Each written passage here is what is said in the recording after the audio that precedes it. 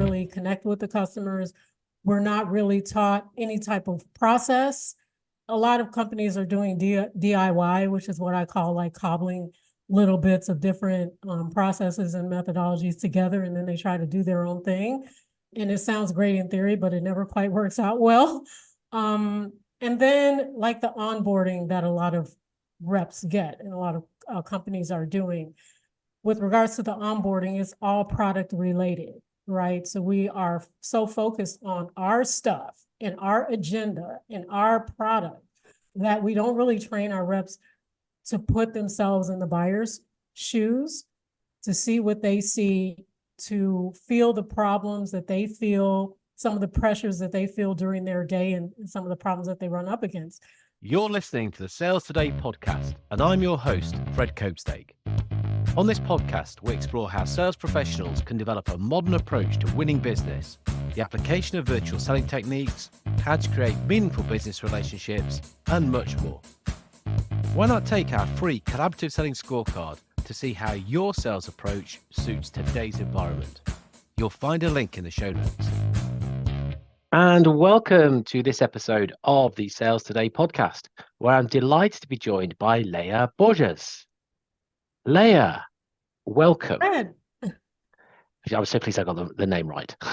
Yes. And it was the easy bit I got wrong when we were practicing, wasn't it? It was a Leah bit. Like I said, I think I've heard it so many times I don't hear it anymore. But I'm really pleased that we've got a chance to get together and speak now, because I've seen from the material that you put out there on social media, you're very much a fan of collaborative selling, as am I. It's the way we need to be, I believe, today. So yeah, we want to have a appreciation society for that. But what I'm interested in is what's happened to get you to this point where you believe that this is how we need to operate in the world of sales. Yeah. So I have been in sales for a long time, so like 10 to 15 years. The last 5 to 6 years have been in consulting and tech sales. And I work for many different organizations, and very few of them had processes that made sense. And at first, like, I used to think it was me, because I'm an outsider when it comes to like tech sales. Consulting sales is a little bit of a different beast, but when I entered the tech world, I saw some of the processes that we were using or not using, and I'm looking around like, what are we doing? This feels weird. And then I thought it was me. At first I'm like, okay, I'm an outsider. Maybe I just don't understand. Maybe this is, different. But then after a couple of years in tech sales and working for a couple of different companies, and my last company, which was an absolute shit show with regards to processes, I'm like, it's not me. Our sales processes are actually broken. It doesn't make sense, a lot of the stuff that we're doing. And I actually saw how we disempower our sales reps and some of our leaders. And I also saw how our customers, like, they don't respond. So like, there's a lot of ghosting. There's a lot of just show me the demo type of language. We're not really providing value. And I always knew it could be different in my mind. Like, in the back of my mind, I always thought we need to be doing something differently, but I couldn't quite put my finger on what that was. So after being laid off from my last role, which was a startup, and they had zero processes in place, and I was helping mentor some of the younger salespeople, the SDRs, the junior AEs, and so forth. And I would feel really bad for them because they really didn't have the support. The processes weren't in place to support their success. And so I'm scrolling through LinkedIn, and I saw a post from a friend of a friend of a friend. You know how it goes, right? Yeah. And I saw something about this thing called gap selling. And I read the post. I'm like, oh, this is just another thing. And then I read the post and I'm like, wait a minute, is this real? Because this actually makes sense. It was like one of the sales advice posts that actually made some sense. So I'm like, okay, well, let me look a little further into it. So I looked at some more of the posts, and it was a post by Rachel May. And I'm like, well, this really makes sense. And then I found out that it's an actual sales methodology, and that they have a certification track, and they have a trainer's certification program. And like, instinctively, I knew, like, literally, it wasn't even a day. I'm like, okay, this is it. I need to contact this company and find out how I can learn this, get into this because this is what our companies need, this is what our reps need, and this is how our buyers need us to show up. Brilliant. We'll get into the whole gap selling thing because I'm really interested in this. I've got some questions for you. Yeah. Yeah, I do have to apologize for giggling a piece when you said it's one of the few pieces of sales advice that made sense on It's the LinkedIn. truth. It's the That's quite truth. funny. You know it, Fred. Yeah, I know. I just go through some days and go, this is all madness. But I mean, going back to the stuff that's broken, the processes. Yeah. You said in the last they had no processes. Well, that's pretty broken. But then Yeah. some of the odd stuff that you've seen, when you were looking around, and I got this vision of you in my head of going, "Oh, is it me? Like, Am I yeah, is wrong it me? here? Is it like What, what's happening?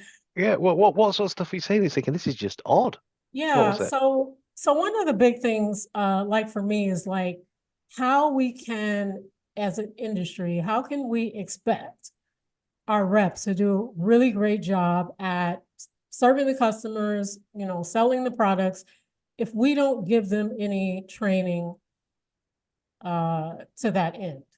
We're not really taught as reps, we're not taught how to really connect with the customers. We're not really taught any type of process. Um, a lot of companies are doing DIY, which is what I call like cobbling little bits of different processes and methodologies together, and then they try to do their own thing. And it sounds great in theory, but it never quite works out well.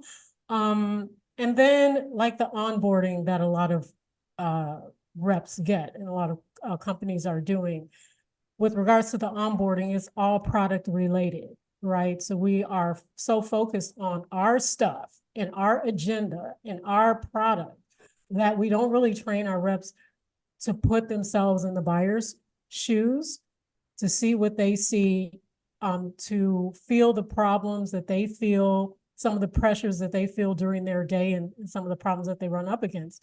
So those are what I mean by, broken processes. And also there's a lack of, like, at least when I was a rep, there's a lack of true pipeline training. So true coaching when it comes to looking at different opportunities, looking at deals, dealing with clients, trying to close those deals. There's no real coaching in place. And it's not their fault because they don't know what they don't know, but it's an overall industry problem where we don't invest in the proper training for our people. So how do we, and then we throw them to the wolves, and we kind of like, okay, you had your 2-week onboarding, go out and get some customers and close some deals. It's just like, it doesn't work like that. And now in 2023, 24, like that is not going to fly. And as I'm sure you know, it's a lot more nuanced than that. The market is a lot more competitive. There's a lot fewer dollars to go around, and buyers are just more savvy. And frankly, like when I scroll through LinkedIn, buyers are telling us, we are tired of you guys pitch slapping us to death. And we're tired of, just demos that don't have a point, and there's no customization, no personalization. And also, I will also say that I saw a study somewhere that said, well, when corporations make purchases, 80% of the time, it's not the right purchase. So if that's the case, then we're not doing our job. And it's not, as I said, it's not the frontline rep's fault. It is the lack of the training and the lack of investment when it comes to our reps and really helping them be successful and serve clients. Yeah. I mean, what you described again in my head, it's almost like you're just teaching someone to swim by just chucking him in the deep end of the pool. There That's you right. go, sort yourself. But actually, I think it's even worse when you're saying, but what we will do, we'll train you all about our products and tell you how ace we are and all these things that you're going to remember. It's like Yep. chucking them in the deep end of the pool with a brick tied around each foot.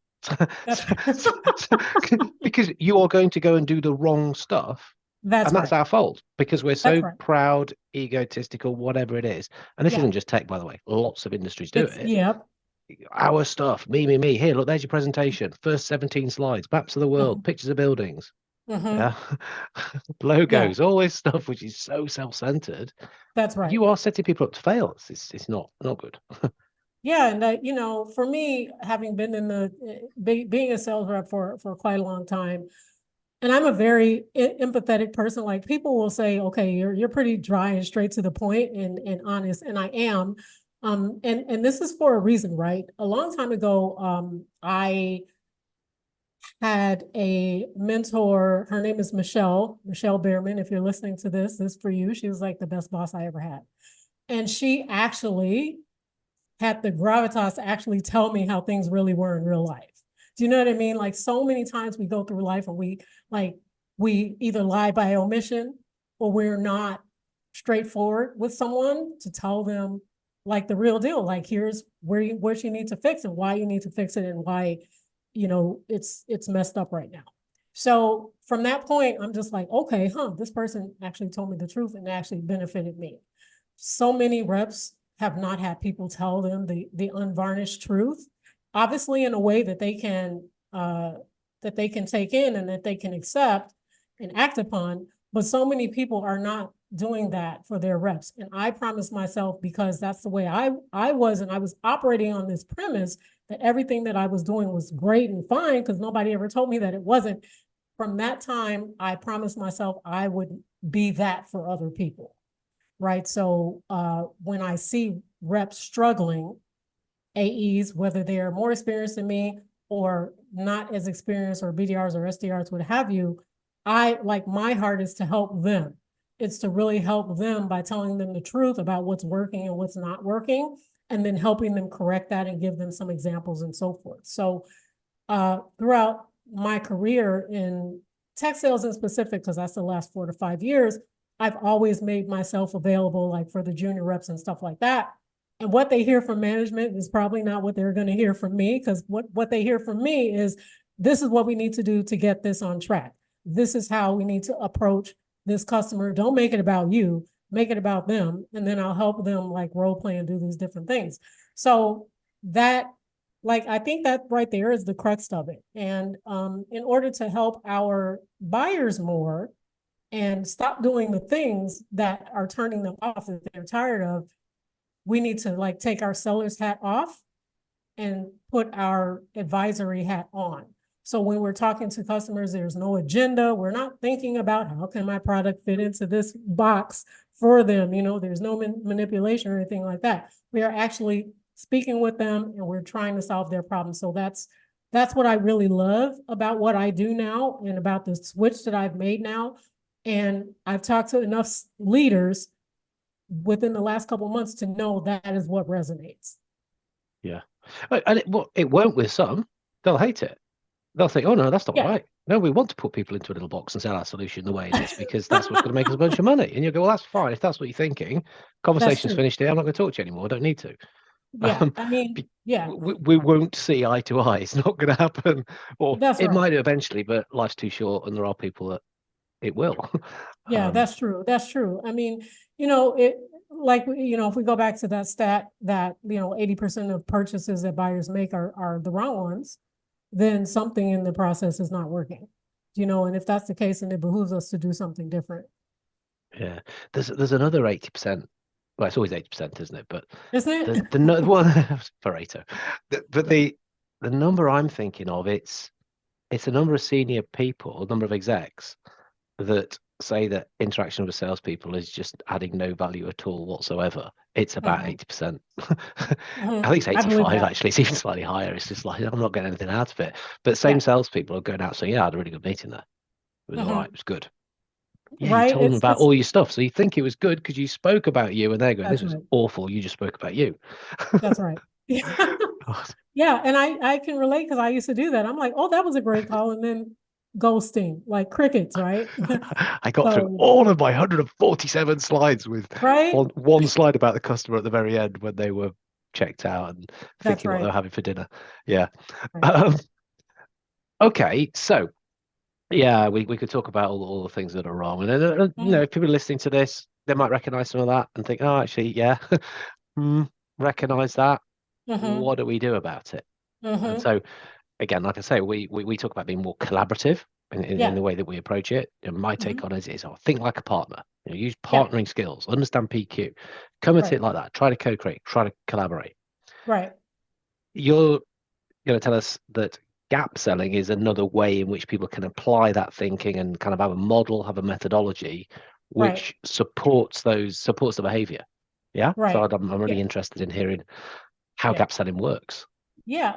So the cornerstone really of gap selling, and overarching idea is that we are, like, when we're in consultation with the client, first of all, we're in consultation with them. We're not there to tell them about their business. We're not there to ask them to what we call in gap selling, self-diagnose what their issues are, right? We're there to have them think a little differently about their business and really dig deep and find what the business problems are, find what the impacts of those problems are, and then find the root cause of what those problems are. So for me, when I'm talking to a client, like, this was the biggest shift that I had to make when I'm learning this sales methodology. We have to unlearn so many behaviors that have been ingrained in us for like 20, 30, 40 years for some of us. But the biggest part, I think, is having your agenda eliminated from your mind, right? So when we're in discovery, which is, probably the biggest part of gap selling, when we're in discovery, it's to completely eliminate your agenda from your mind, right? And be present with the buyer and get the information that we need through questioning and listening.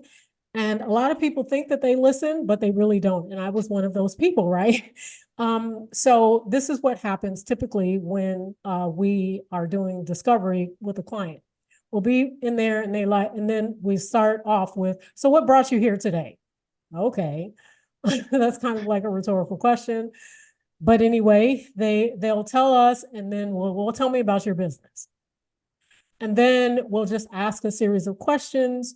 And within a little while, because it starts sounding like an FBI interrogation sometimes, that's when the buyer will check out in their brain. And they're just like, and then this is what happens within the buyer's mind. Okay, this is not adding any value. Just show me the demo and show me what I want to see. And then it leads nowhere. That's really what typically happens. But with gap selling, what we have to do is, again, we're eliminating our agenda in the mind, and we're listening with empathy. That's the first couple things. And we are asking deeper questions. So we'll ask, walk me through XYZ process, or walk me through where your business is today, something like that. So then they'll give that answer. And then one of the keys is, when you're listening to the answer, you're listening to the answer that they gave you instead of having your agenda in your mind, right? So that's a fundamental shift, and it's harder than it sounds. So that when they're talking, you're listening, you're taking in that information, you're obviously taking notes. Like, this is another big thing that we need to do instead of using AI, but that's another story. So we're listening, we're taking notes, and then we're answering based on what they told us. So for example, they might say, our sales are down 12% because our salespeople aren't capturing the right information. Okay, so I'm listening to that, and I'm saying, okay, I'm making my notes and saying, okay, you're saying your sales are down 12%. So 12% of what number, right? So when I'm asking that, the person is just like, oh, okay, well, let me go back and get that number. Okay, and whatever the number is. And then you continue, just the conversation continues. So it's more of a business conversation. So when we are listening and we're responding to what they're saying, the customer or the buyer knows, they'll have a sense of where we're going with the questions. So it won't seem like a series of unrelated questions, which often happens. And that is why it feels like an interrogation after a while. They can't figure out where we're going. It seems pointless to them. And so they're like, okay, I check out, show me the demo. So that is the biggest part of it. And when you're going about it in this way, you can get to the information that's really important to them pretty quickly. In most cases, sometimes it may take 1 or 2 calls to do that. But the kicker is that the buyer is more willing to go on that discovery, we call it disco, to dance with you for a while if they know where you're going and that you have their best interests at heart, and that you're really trying to solve their problems, or you're trying to find out what the actual problem is versus the problem that they might think it is. So that is like there's so many nuances to this, but that's really the best example. And it's the basics of when you are interacting with the customer for the first or second time. Yeah. Yeah. We're focusing in on the real problem, Yeah, not what they think it is, not that's what right. we want them to have. That's right. That's where your search Exactly. listening comes in. So that's the right. Just keep talking. Just keep talking. Hopefully, you'll say something that, yes, you've said it. That's why I want you to say. Now I can come in and tell you why I'm so brilliant.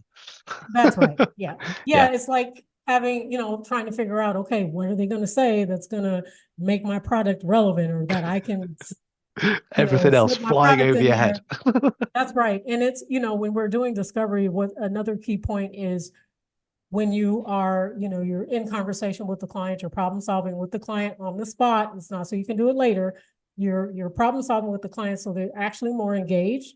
They see where you're going and you're not mentioning your product or service at all. And Yeah. that's harder than it sounds for a lot of us because we've been taught to, right? Sell to pain, sell to need, all these things. And that's not actually what works in real life. Yeah. So that's Yeah. I mean, I mean, similar things. It's just different ways of expressing it. yeah, I believe the salesperson's job is to help people to think. that's right. That's what we're there for. And so by Yeah, having the conversation with that kind of logic to it, going deeper, yeah. taking time to do it, going with them rather than I read on LinkedIn that you can do disco in 10 minutes, which gives you 20 minutes to do the demo, which you get to talk about yourself more. Did Whoa, you winner, say that? winner, everything over I saw that. I saw somebody saying Did that you you should see be able that? to I do saw that too. I'm everything just like, in 30 no. minutes. I'm like, no. Goodness. Yeah, yeah. Goodness. And when you're talking about, you are having the conversation with the client and it's a little bit more intuitive, like that's the difference. That's one of the other differences with gap selling to like spin or some of these other frameworks is that we don't give you gap selling is not giving the rep or the salesperson, whomever, a prescribed set of questions and see when you can fit this in, right?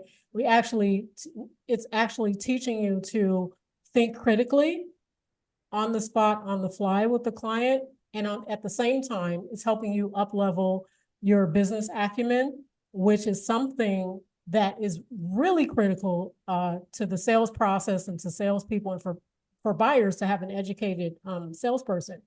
But that's one thing, the business acumen, I was talking about this with someone yesterday, is something that's so neglected when it comes to salespeople. And it is something that when you're talking to a leader, VP, CIO, CTO, whatever the case may be, you need to have that business acumen so that you can actually solve the problems. And then if you are challenging them, they can actually take that. Do you know what I mean? Because you're actually in problem solving mode and you have the business acumen chops to actually work with them and problem solve with them. And that is one thing. Now that we're talking about it, it makes so much sense. That's one thing that we're not taught as salespeople. I know I wasn't taught it, and I didn't get so much better at it until I started working with gap selling and starting that certification process. In some ways, we're told to do the opposite, or we have, not I train, but we're told to do the opposite.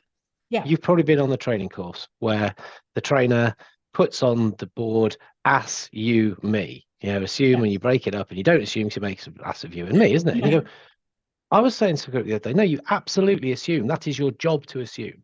Now, it's an intelligent assumption.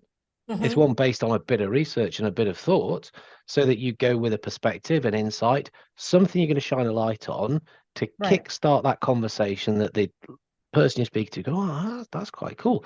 And they can agree, they can disagree. I mean, it doesn't really matter. Right. Some kind of conversation and some thinking is going on together and we're making sense of stuff. Yeah. So yeah, you do need the intelligent assumption. An Yeah. intelligent one. Intelligent is the word. Yeah. Yeah. And we have, as I said, we have really done our frontline salespeople, sales managers a disservice because we have in fact disempowered them from thinking critically about problems. And we have instead replaced that with a checklist so they don't mess it up, quote unquote. So by helping you up level your business acumen, it's going to help you to think more critically and make more, like you said, intelligent assumptions, and then ask, okay, if I understand you correctly, X, Y, and Z, is what you're saying, right? So we're using a validating question to understand if we're on the same page with the buyer. And then by those intelligent questions, they know we're actually listening. We actually care about their problems, and we actually want to help them get better and help solve them. So I think when we're talking about, like you said, intelligent assumptions and empowering critical thinking, the business acumen piece, we absolutely need to train to that and help our salespeople improve that. Yeah. Just halve the product training, turn it into problem training. That's right. This is the sort of stuff which will be likely going on in the world of the people you're talking to, and you want to go and inhabit their world, see stuff from that angle, talk to them about it. And look, you give yourself more 10 minutes. If you're going to make any, I know, that was just the mother of all. I'm just like, is this satire? It has to be. Well, actually, you do have to check sometimes because there's some brilliant satirists on LinkedIn. Some of them are so good. It's like, hang on a minute, I just need to check. And some are so bad that it's like, no, that's genuine. That's dead sad. That's sad. You said something interesting. So we could go right into Gap and all kind of the depths of it. But you did say something interesting. You said that's another subject. I thought, no, that's a subject I want to touch on. Where you said about, and take notes. Don't use your AI. No, I want more on that. Tell me what you're thinking. Okay, so here's the deal. Like when I first started in sales and tech sales in particular, because lots of times we're in a virtual environment, right? So I get it, like taking notes feels distracting. And for so many years, I couldn't decide, am I supposed to, like, obviously we're recording the call when the client consents to doing so we can go back and watch it and stuff like that. Now people are using AI and all kind of call recording software and all these kinds of things. But in my view, now I know better. So we need to develop a shorthand for ourselves where we're actually engaged with the client. We're taking notes. We're listening to what they're saying, but we're letting them know, you know what? If you see me looking down and I'm taking notes, that's it.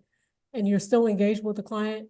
But if you're just on the call listening and you're not, you're not in problem solving mode with them, you're not trying to find out what their problems are, you're not actually connecting the dots on the call, then that's when clients are like, it's not a conscious thing, I don't think. It's a subconscious thing where they register that we're not interested or we're just interested in selling our stuff.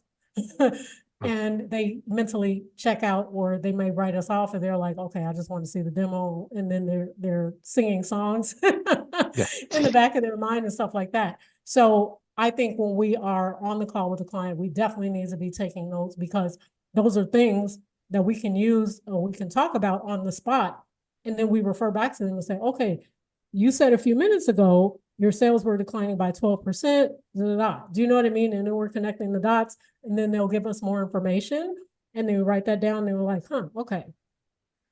I'm deciding where I want to go with this, but I think this is where I want to go with this. And I want to ask you this question, right? So the notes is a tool. It's not a distraction. I think we need to reframe how we think of how we relate to the customer and what we're doing when we are interacting with our buyers.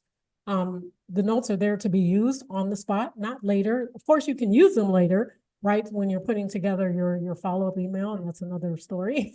But we definitely need to be taking notes on the spot. We should not just be relying on technology or AI to just record the call and then we can do whatever we need to do later. That's when we start losing our buyer, and that's when we start sucking the value out of them being on the call with us.